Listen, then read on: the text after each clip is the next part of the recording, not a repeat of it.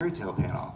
All right, before we get started, I'll have my other wonderful panelists introduce myself, starting with Wendy. Okay. Introduce myself? Yes. Okay. I really wanted to introduce you. That would have been fun because I just barely met you. Magazine, or as my editor puts it, a monkey with a computer.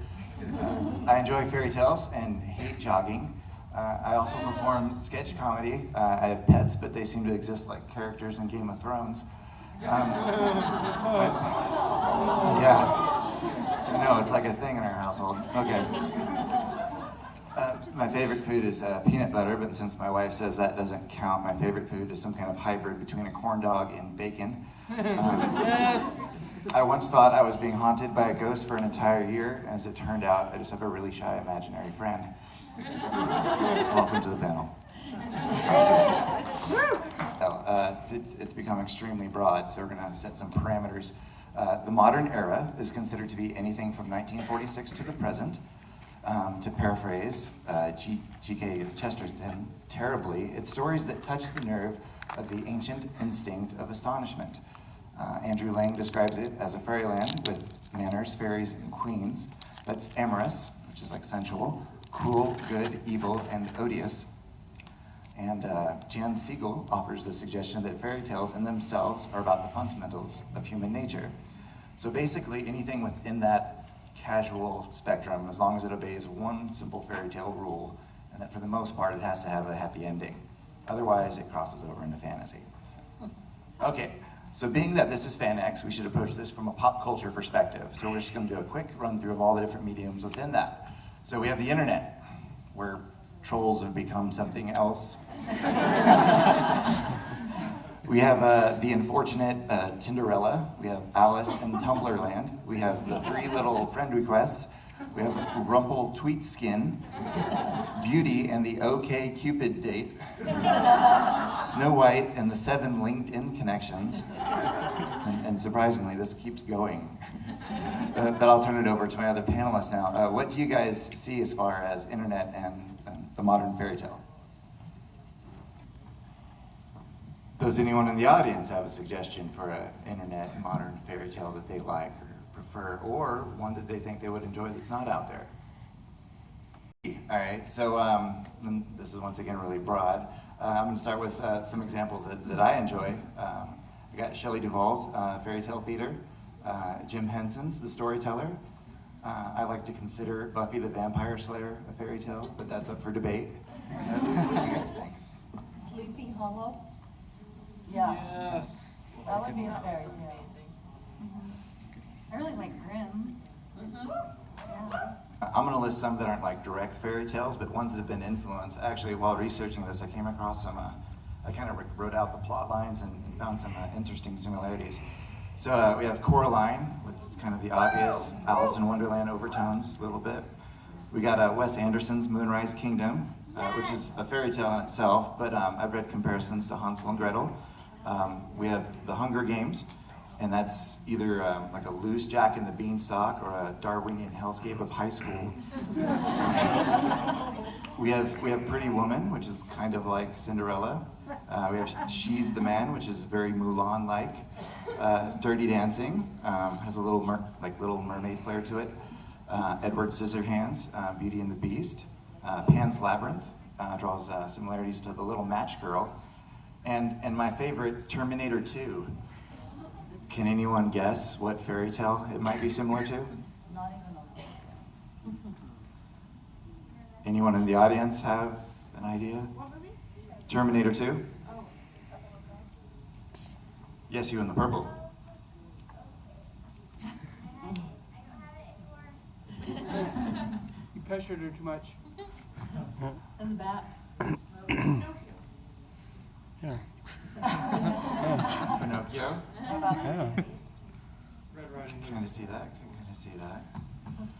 Well, what I came up with Getting it. is Rumpelstiltskin. All right, in the fairy tale, after enlisting the help of Rumpelstiltskin years ago, a lovely princess now finds herself facing the imp once more. This time, he has come to collect her son as payment. The princess uses her smarts as well as her resources of the entire kingdom to defeat Rumpelstiltskin and save her son. The movie. After defeating a cyborg bounty hunter, hundreds or years ago, Sarah Connor now finds herself facing an even more vicious adversary, only this time the cyborg is out to kill her son. Sarah uses her smarts as well as the T-800's gun power to destroy the murderous cyborg and save her son. So there. That's awesome. I wrote it out for Dirty Dancing and Little Mermaid and everything. I was like, someone's going to ask me to prove this. I want to read it. I know, yeah. Give knowledge to us. I have hard copies. Okay. That's awesome. I don't do Facebook. Okay. Social medium. Okay, going to another. All right, we have video games and fairy tales. A lot of fairy tales, modern ones, are being told through that medium because it's growing so quickly, and it is an effective one and a very engaging medium. And it's interactive. Exactly. You take in a story more than you would a movie because you can't really tune it out at certain points. So, all right, so I got the Fairy Tale Fights as a video game, which is pretty awesome. I got Overlord Dark Legend, Little Red Riding Hood Zombie Barbecue, The Wolf Among Us and the episodes, which are actually from the Fable comics, and then the classic American McGee's Alice. Does anyone else have any video games that they enjoy their fairy tale like? Yes, you. All right, so I'm going to ask my panelists what their own personal favorite examples of literature are, and well, yeah, just go from there. So I really enjoyed Neil Gaiman. I think The Ocean at the End of the Lane and The Sleeper and the Spindle are excellent. And then The Death of Death by K.N. Parker, which is free on Kindle, by the way. That's also a really excellent short story. What about you guys? Are you talking about fairy tale related or just in general? Yeah, fairy tales and literature, yeah. Okay. Well, a book that's not, I guess, really a fairy tale, but it's got vampires in it was The Historian, and that book really inspired me to love vampires, which is why I went to fairy tales, just because I love the happily ever after. The new traits of fairy tale protagonists or heroes that we're seeing nowadays. How Okay, go ahead. about heroines? That we have the strong female characters that are their own heroes, that save themselves rather than waiting for the prince to come. Yep. That's what I was going to say. And also on the flip side, the heroes, the men in the stories are more well-rounded. They don't just show up at the last minute to save her. They actually have their own personalities and their own problems and their own senses of humor. Well, I meant like hero, like the word actor, in general. I wasn't saying just dudes, but all right. All right, so what are the new types of villains we're seeing? New types of what? Villains. Villains. Again, multidimensional. They have past, they have motives. Good backstory. I once heard that a villain is the hero of their own stories. So they, from the villain's point of view, maybe they think they're doing what's right. Maybe they are doing what they feel needs to be done. And you see that in a lot of the more modern literature and TV too. I think people are also making something they can love. You can love in the villain lately. I see that a lot. Like something that draws you to them, but then you have to hate them. Like even in Salem, I don't know if anybody, and your show is the best, most beautiful example. I mean, she's so torn the whole time, the mother, the love, the evil. I think it's a trend nowadays for sure to make you quite attached to the villain, because a bad villain can break a story worse than anything. Yeah. I think another thing is like when you're creating a character in general, if it's a hero or a heroine or whatever, to make them more realistic and relatable, they're going to have a flaw. Like, for example, a lot of fairy tales start out with a lie. Like, the actual person that you're rooting for is a liar.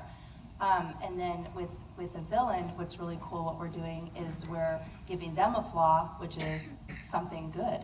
And so there's something that's commendable about these villains, and so they're not completely hateable.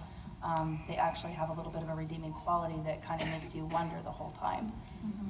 Yeah, that's what Year-old, and this is to my panelists. What fairy tale could you read to your 3-year-old every night for the rest of your life? Oh, it's so So I'll go first. I'm kind of the type of parent that shows my kids naughty movies and kind of scares them and stuff at an early age. I don't try to be all pure and perfect around my kids, and so I let them explore the world a little bit earlier than most of our neighbors would like, and they don't let them come over to our house anymore. So I think the fairy tale I would choose would be Beauty and the Beast, because it has a little bit of a scary element, as well as it has a beautiful, kind of like twist where, well, you guys know the twist, but where it's like something that looks so horrible at the beginning actually turns into a beautiful love story. I would second that one for sure.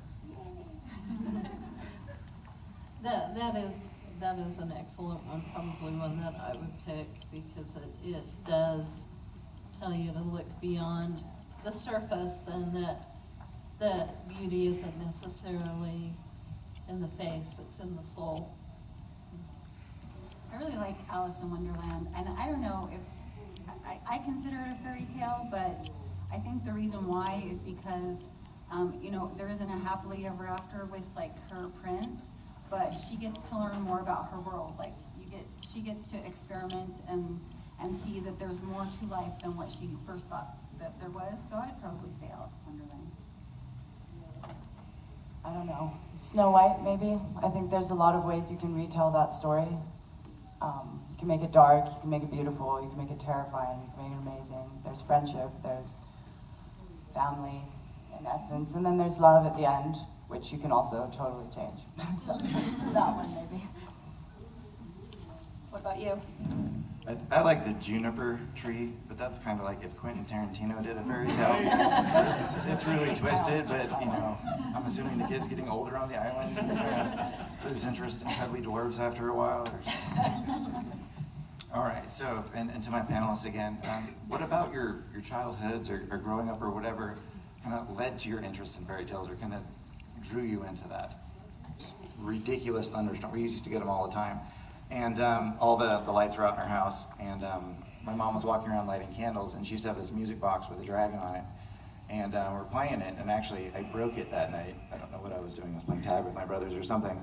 And so she sat us down, and she read to us, she started reading to us The Hobbit, which I know isn't really a fairy tale, but that's really what kind of geared me to it. And just like you're talking about the illustrations or everything, the whole environment and everything in that situation just kind of set me for life on that, I guess, that path. It was always going to be important to me or whatnot.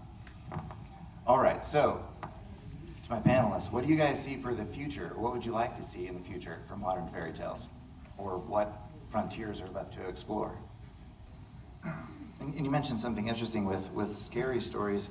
What do you guys think is the, I guess, the appeal behind like making scary fairy tale stories for children?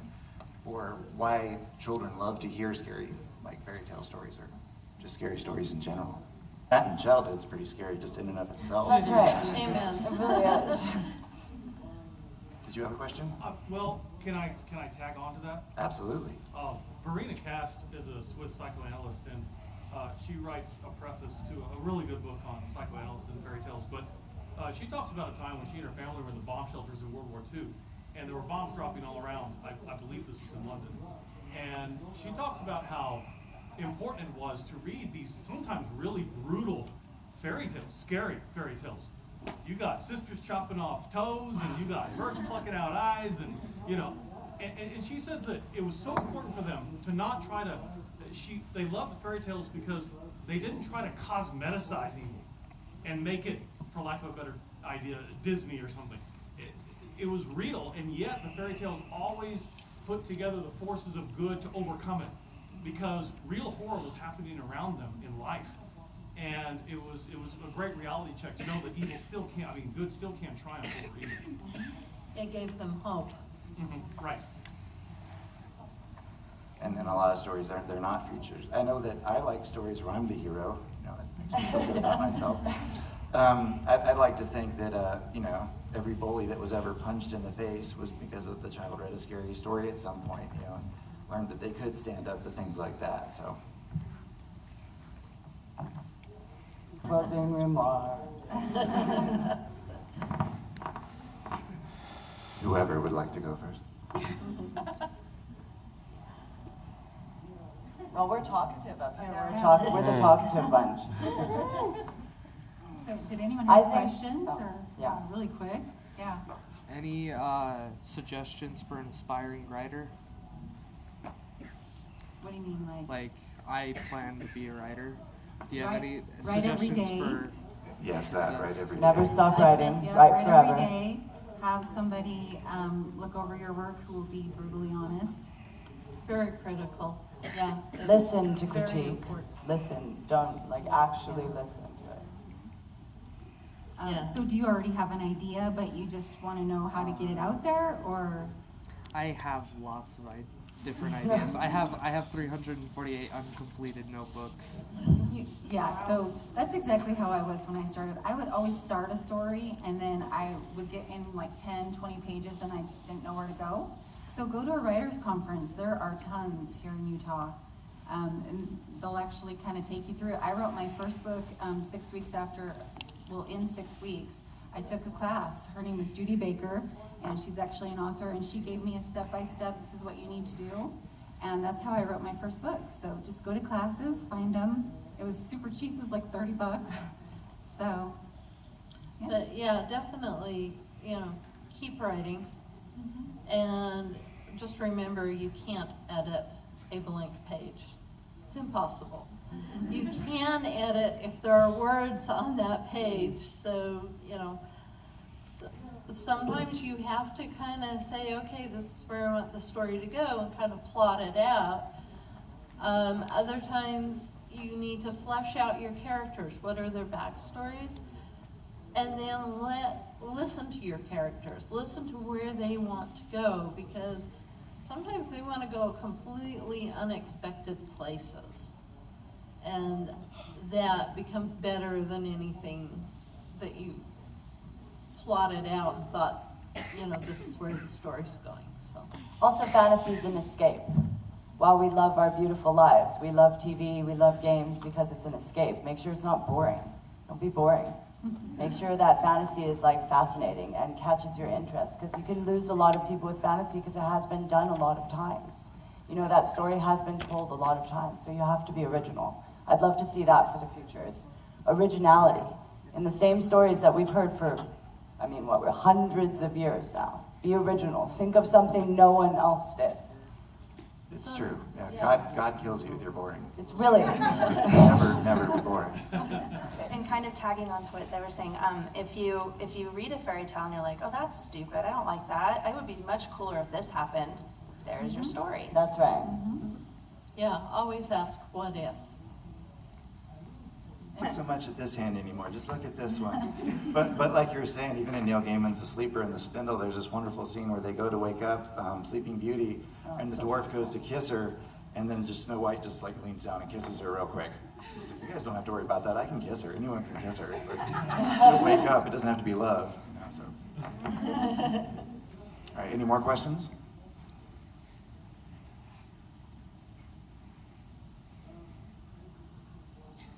That looks like it's it. Okay, well, I have a silly closing remark. All right, so for all the creative ones out there who are considering making your own fairy tales, I'll make this suggestion. Uri fairy tales were designed to persuade children from bad endeavors. So just find a general concern within the youth these days and then create a story about it. Like little elves that track internet usage, or evil trolls that eat you when you make fun of your dad for being terrible at Call of Duty. Anyway, thank you all for coming.